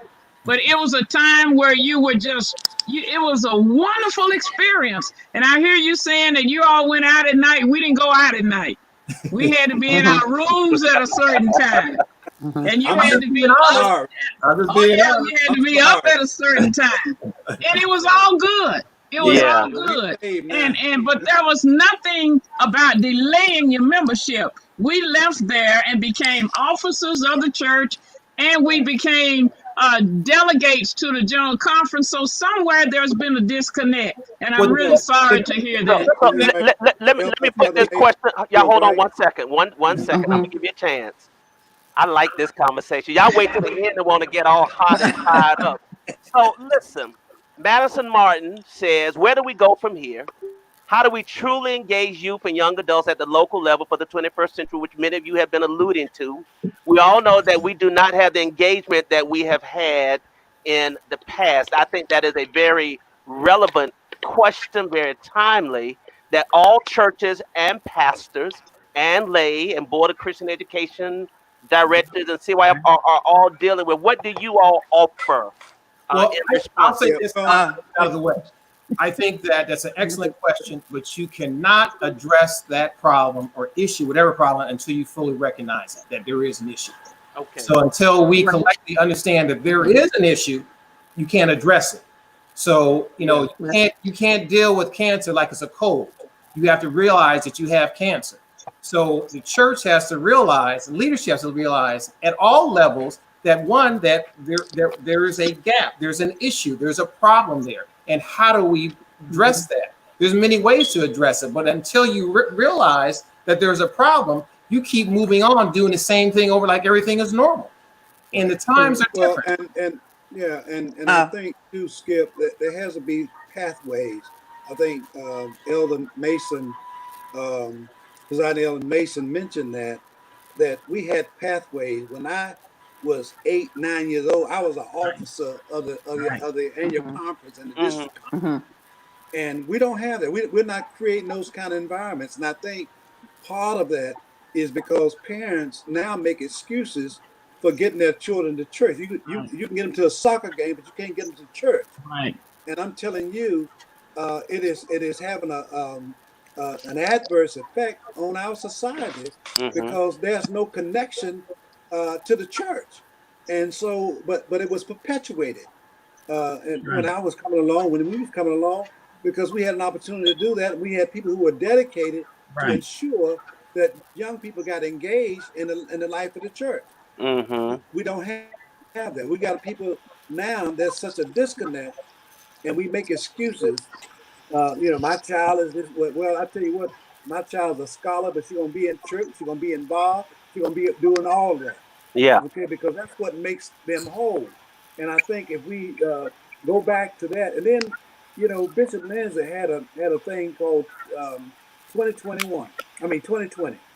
The leadership vision. 2020, yes. Vision 2020. Is it 2021 or 2020? I think it's 2020. And we need to go back and get that, because there was a pathway to leadership. And we always want to throw stuff away, but I think God is in the recycling business, and the church should be too. Dr. Mason. Yeah, I want to. Yes, is that Dr. Woods? Yes. Yes, please chime in. Okay.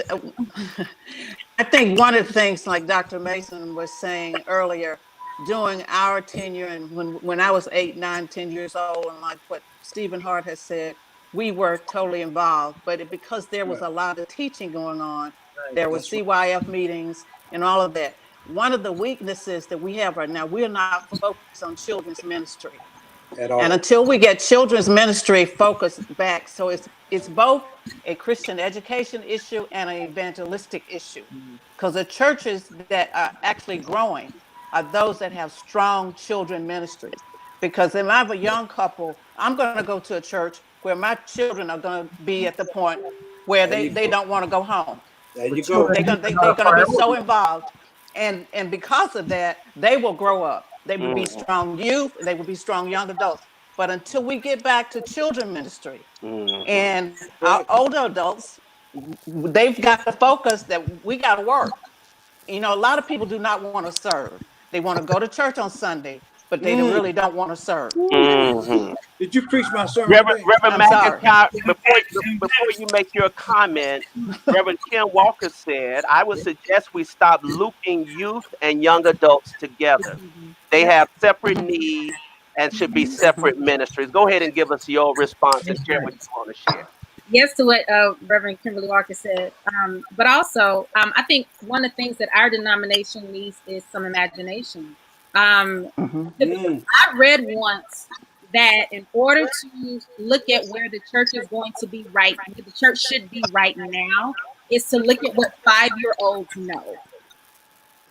What is the reality for a 5-year-old? 5-year-olds, their reality are like iPads in the classroom very often, even at some of the schools that have the lowest amount of income. They're using proscenium boards, they're using all those things. Is our church even in that same sphere to even be appealing to a 5-year-old? And so that's one thing. The second thing I would say is that I think the other thing is that the church has gotten away from what it used to do. And kind of similar to what Dr. Wood said, the church used to be a family life center. I remember when I was growing up at Westside, because I learned parliamentary procedure when I was 10. Growing up at Westside, I had people training me to do things. We had things to do every day of the week. We had tutoring on some days. We had other different things. We would have pizza parties. We would have like Friday night events that people would throw for us to do. We would have lock-ins. So we actually, like, our social life, a lot of my friends, my longest friends are my church friends. And people who I remember growing up with that I can still call their names out that I met at that time. But we don't often have that disconnect. Also, we just have to also be aware of the fact that our churches aren't in our communities anymore. Yeah, That's the makeup that's of our a big churches. deal. A lot of people are commuter churches. Yeah. And so if we have in commuter churches, how then do you also appeal to commuter church? And so I think that our church kind of needs to focus on those sorts of things. And I will say that I think one of the things that Reverend Sarita really did well during COVID was to bring out the pressing games and to say, hey, you know what, here is a resource. But if the resource got stopped with the bishop and the presiding elders and never made it to the local church, then they can't actually join. But for some instances, there are, like for the people who say, oh, we can't develop these things on our own, we don't know how to. Some of those resources are out there, but are we actually sharing them to make sure that they're there? But I really think that we need to think about this church, have some imagination, and have the imagination of a 5-year-old, and see where our church should be through the eyes of a 5-year-old. Yeah, Powerful. Dr. Mason. Yes, Dr. Williams. I want to just go back to something that you said earlier. I appreciate what Councilman Hart said a few minutes ago with respect to Bishop Lindsey and Discipleship 2020. I think he was on to something even then. I really do. I'm big on Bible. All of you pretty much know that.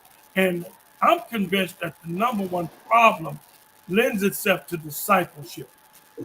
We've got to make disciples. Yes, we get them in through evangelism, but the key is discipleship.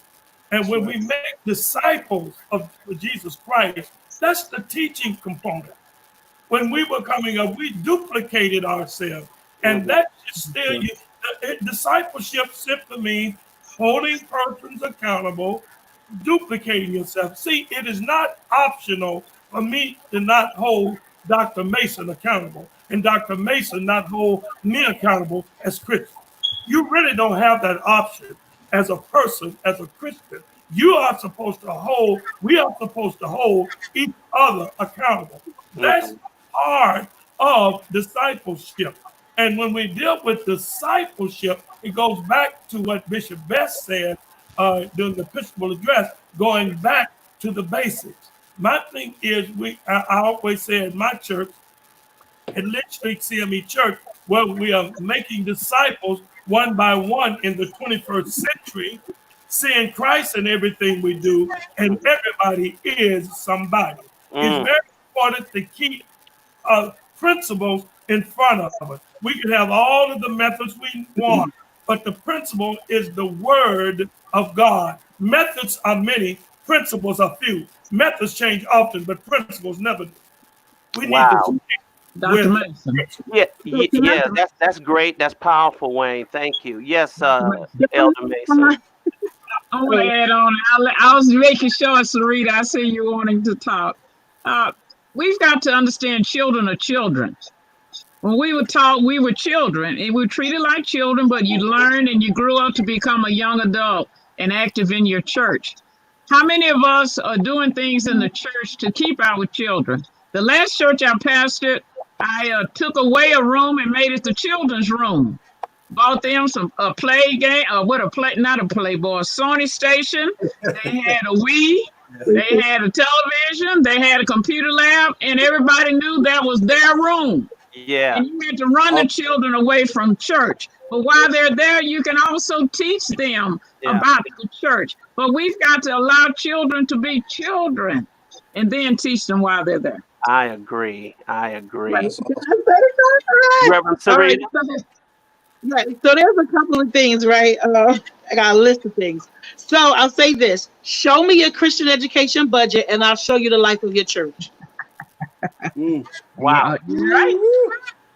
If you don't put money there, there will be no ministry there. Our general church, I'm the youth director for the Connection. I don't have a budget. So how am I supposed to do ministry for the church? I don't have a budget. We'll bring a preacher in. We'll fly a bishop in. We'll fly an elder in. But we've never brought in people to do youth ministry in the church. So do you really want the youth ministry of our church to grow or not? We have a strategic plan. Was there a young person at the table? Because who's going to hold on? Who's going to keep up with what you're planning if the people that's supposed to be there when this long-term plan is not even at the table to talk about? Knowing young people, they're going to do whatever they want to do because they weren't told what the plan was. They weren't a part of the plan.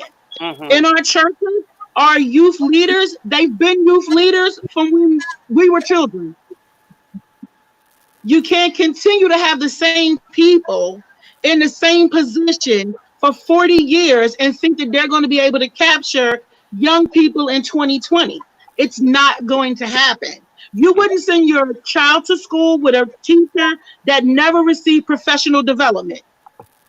Yet until our youth leaders get no professional development and we expect them to still perform, it's not going to happen. So the way we grew up and learned is totally different than what young people are doing right now.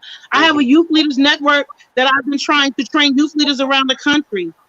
I can't even get people to tell me who their youth leaders are in the local church, in the region. So that makes me think that you don't even have them. So if you don't have somebody who's reaching that particular age group, then what? You can bring them in, but our retention with our young people is not there. So they can become a disciple, but our retention is not there. Therefore, they won't be there. And if I'm an adult and I have a child, a youth, and a young adult, I'm going to go where ministry is for my child and my youth. And if your church doesn't have it, they're going to go to the church down the street. Wow. Wow. That's You something. said a I mouthful. would love to come Well, back to a part two. that is an amazing insight that we all need. And let me tell you, I'm grateful. This has been 2 hours. You know, we've been on for 2 hours in case you've not been keeping up. But the conversation has been so rich and so rewarding. And I want to thank each of you. We could continue, and as they say, to be continued as we continue these conversations. About our church in its 150th year. And I'm so grateful to each of you for first your commitment to serve and for your love of Christ and the kingdom, for your friendship over the years.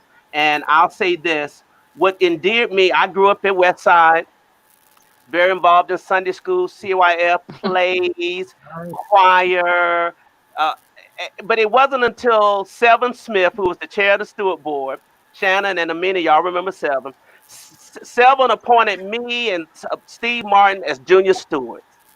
And we got a chance to collect money on the third Sunday. Walking down the aisle with the tray. That thing was so huge. And then we went down into the steward room and we watched them count. I think they would let us count the change. That was pretty much, but I'm just saying it was the engagement and the involvement, and recognizing, and that's what we have to continue to do. And you all have hit it. I want to just brag for a moment, and I got to get off because my bishop, we're having our annual conference this week, and I serve as the chair of the joint board, and I need to be on a meeting at 7. But I'm so grateful to a couple of members at West Mitchell Street who said this year, Pastor, we want to work on the children's room, and they volunteered and they fixed these rooms up. And it has been such a blessing to the ministry of the children. What it says at the church, we have a space for you. We are engaged. Absolutely. We want you. You know, you can't just ask kids who are crying or making noise just to go out and sit somewhere in a multi-purpose room and give them some crackers. You have to engage them and to share. Brother Jerry Woodford, the son of presiding elder, is our children's youth minister, does such a fantastic job. So I just had to mention that by way of the work that is going on at the Great West Mitchell. Well, I'm so blessed to be. But thank you, my brother Wayne, my sister Amina, my brother Shannon. Shannon is still the best usher around. In the Zion, Sister Reverend Sarita, Reverend Elder Orenthia, my brother Brian. I love me some Brian Madwood. We can sit at a general conference and we can just look at each other and we can just vibe on something that's being said. And of course, and I think Reverend Dr. Panay, Dr. Panay is to a shining example because I was blown away after I was looking through some old Christian Index and I saw her standing at the mic as the president of the National Young Adults, the National Youth Organization. So he Amazing. is You've a been there a long time. shining example of that. As we close, I want to just to celebrate for a moment a young man who grew up in the church and who was involved in the movement and was a student at ITC. And he is often seen but not known. And of course, you have Reverend Abernathy, James Foreman, Dr. King, and then on the other end, John Lewis. And there in the middle, in the midst of that, is our own CME preacher, Reverend Jesse Douglas. And so I Amen. want to shout out to him, to lift him up. I tried to get him on today, but had some challenges reaching him at the health the rehabilitation center where he is in North Carolina. He is one of our great unsung heroes. And in this moment and movement where our heroes are leaving us, we have one that is amongst us that should be lifted and celebrated. So I want to celebrate Reverend Dr. Jesse Douglas, one of the great warriors of the civil rights movement. My brothers and sisters, thank you all so much for being with me. And I'm excited about future programming, but time won't permit for me to talk about that. But some of y'all will be back because we're doing a special segment on women preachers, sisters in the ministry, groundbreakers. And I'm excited about that. And then I have a panel of octogenarian ministers. These ministers are all over 85 and 90 years old, and they're going to tell us through their lens and through their eyes what they have seen in this church. And I can't wait for that. God bless you all. Take care. And I think that, Thank you. thank you so much. And Reverend Amina, Mason. continued blessings to you in your work. And you all take care and God bless. And thank you for answering my last minute call today. I owe you all a sandwich at the General Conference in Cincinnati.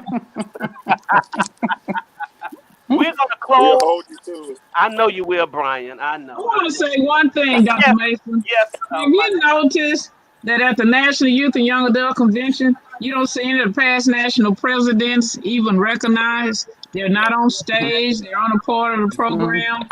Don't Right. forget all of us who are now seniors, but still excited about our church.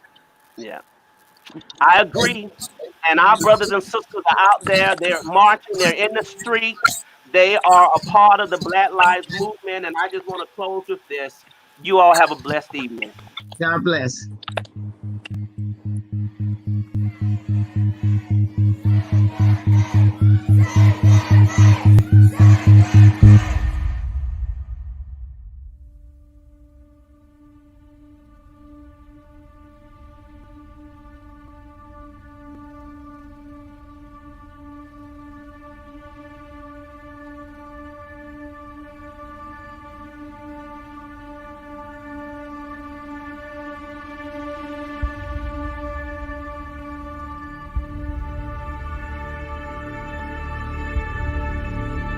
George Floyd repeatedly told the officers that he could not breathe after an officer knelt on his neck. The family of George Floyd held a memorial in his memory. God bless you. God bless you.